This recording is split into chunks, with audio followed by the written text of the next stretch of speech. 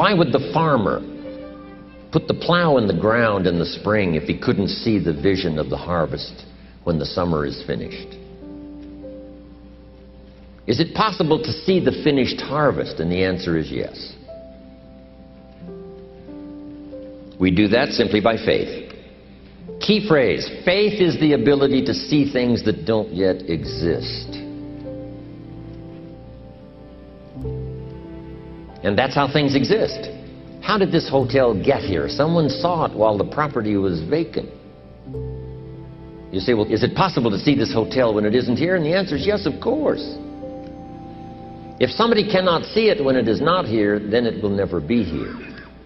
So it's possible to see things that don't yet exist. Interesting. When should you start building this hotel? This is a good question for your philosophical musings. When should we start building the house? When should we start? And here's the answer. As soon as it's finished. You wouldn't start building the house until you had it finished. If you just started laying bricks and somebody came around and said, "What are you doing?" I said, "I'm just laying bricks." And said, "What are you building?" And you said, "I have no idea." See, they'll take you away to a safe place. So have you got that now? It's possible to finish something before you start. In fact, it would be a bit foolish to start until you had it finished. So human beings have this remarkable ability to finish something and then start it. We've heard the old expression, don't count your chickens until they're hatched. Say, no, we have the ability to count our chickens long before they're hatched. Because we know, we have faith, we believe. We use the law of averages. There's bound to be at least so many. Out of every dozen, out of every 100, out of every 50. So it's possible to see the end and then begin. Start looking into the future of what you would like to accomplish and where you would like to go, the person you would like to be. And see if you can't get a better picture of the finished objective. See yourself there. See yourself in possession of. I was in business with Bob Cummings, the old movie star, for a while. He said, decide what you want and then act as if you already had it. And being an actor, he could give us a few tips on acting.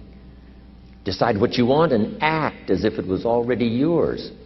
Now, the reason we can act thinking that it's already ours is because not only can we vision the end results, we can also vision the beginning of making it real. So we don't start till it's finished, but it is possible for human beings to finish something before they start.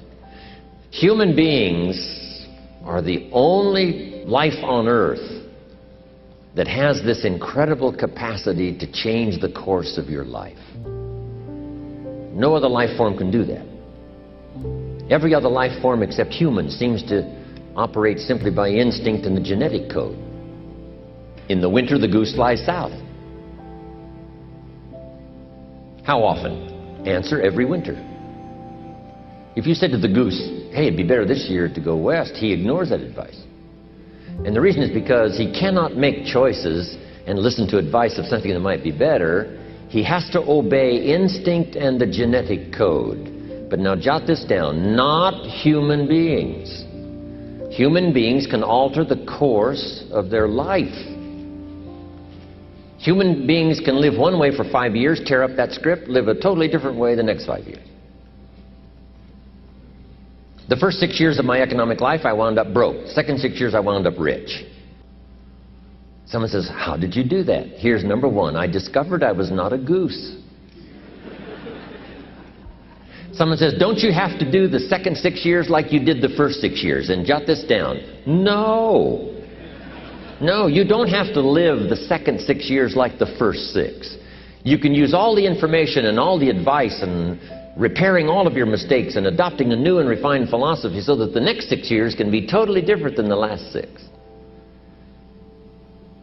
No other life form can do this.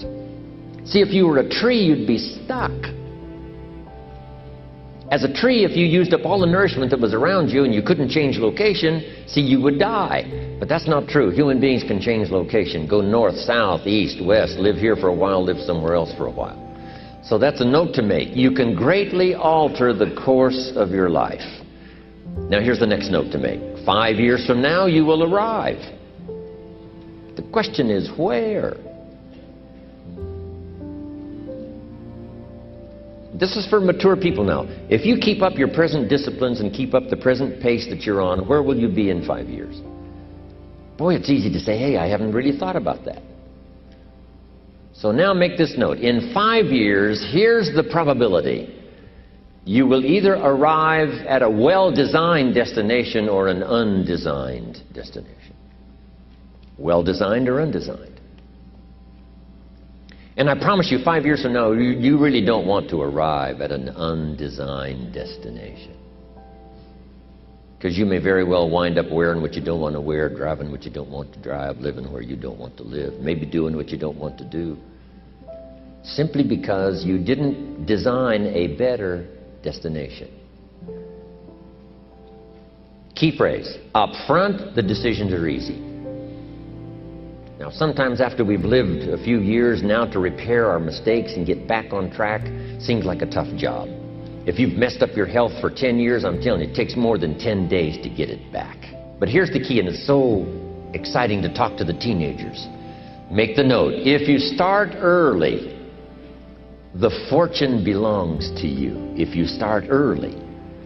All fortunes that are available to humans, if you start early, the promise looms large and the odds are heavy in your favor. Now, yes, it's possible to do some radical things starting late and still arrive with some good treasures and some good things. But when you haven't got that much time left, now sometimes the decision has to be so drastic people are not willing to make it, and they're too tired and too weary and too ill. And say, look, I don't have much time left. It's not going to happen for me anyway. It's easy to take that attitude. But everyone here, we've got the time over the next 10 years. We've got the time the next 20 years. We've got the time the next 30 years to make some repair now in our errors of the past and set up some new disciplines. And I'm telling you, that's going to change everything. So, 5 years from now, I wish for you to arrive at a well-designed place. A place of productivity, a place that'll make you feel good about yourself, a place that'll give you honor and respect, a place that'll give you influence to touch other people 5 years from now that you couldn't do today. Where will you be in 5 years? Key phrase, we go the direction we face. We go the direction we face. If you start designing something at the end of this direction, sure enough, you will start going the direction you face. And we face the direction we design.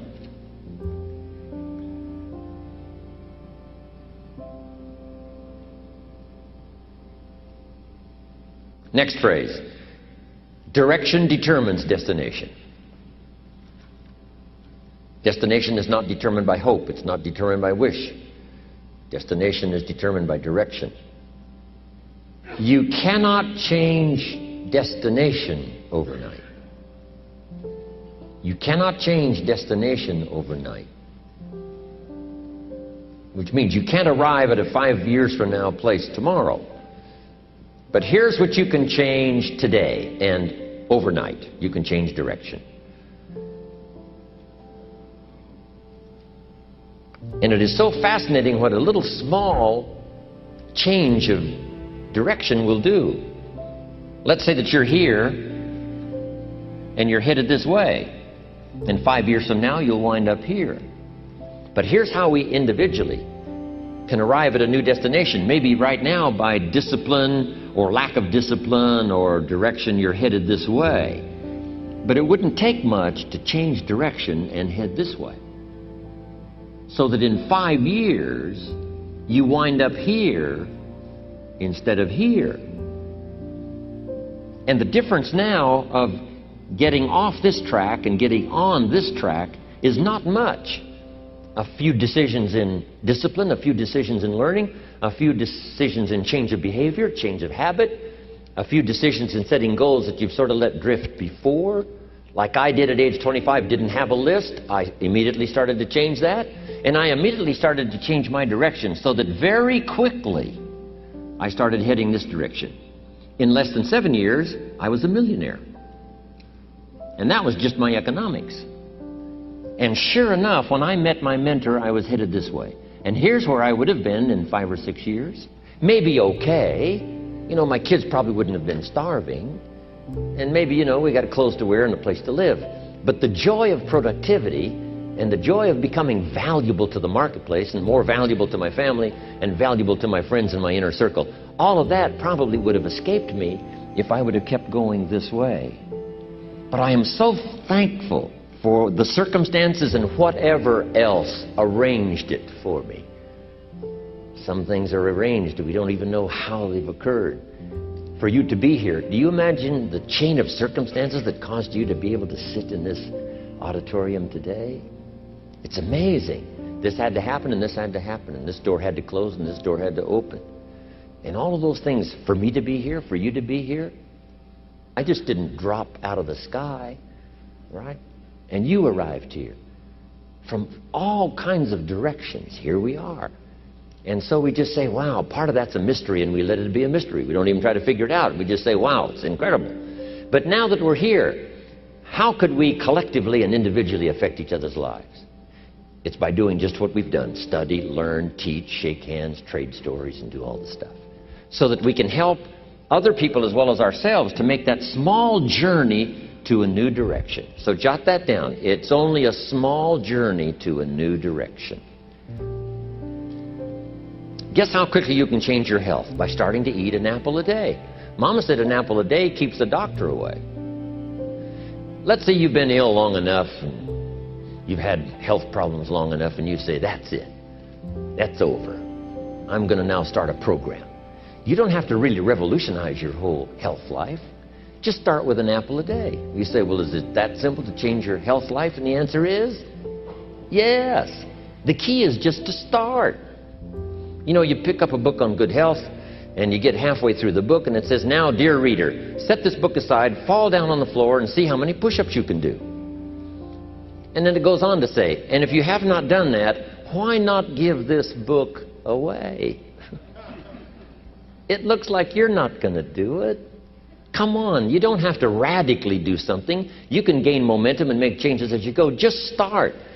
Here's what happens when you start a new direction. Self-esteem starts to accelerate. It doesn't take much for you to feel good about yourself. Just committed to a new direction and you feel good.